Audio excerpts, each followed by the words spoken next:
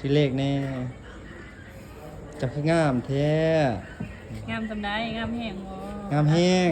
สาวใครเลขทางเข้านะห้องหมอเอาเลขเบิ้งเอาเลขกวางวะเนาะเอาเลขกวางก็ได้มาปองหนึ่ง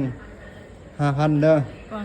5,000ก็ได้เลยเนาะ แม่ 5,000แล้วก็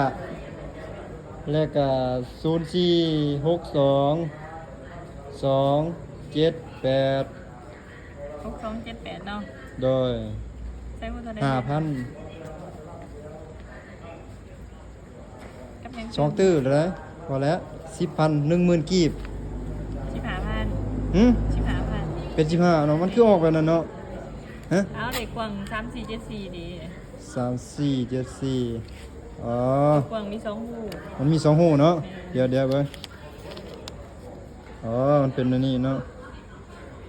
3474อ้าวมันออกอันนี้เนาะกดแล้วเนาะ แม่นตะกวาง เอ่อตัวปอง 5,000เลข6ตัวหั่นมันมีปองเดียวเนาะโอเคเบิ่งจ่ายเงินเพิ่ม บ่ปงโทรศัพท์ยกกระเป๋าบ่ได้นะ ฮะ ได้ ถ้าเป็นยกผิดไปนะ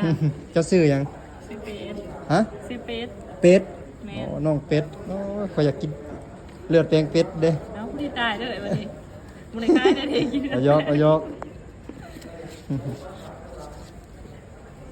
อเคมาขายทุกมื้อบ่ขายทุกงวดบ่ คล้ายทุกหมวด อ๋อขอบใจ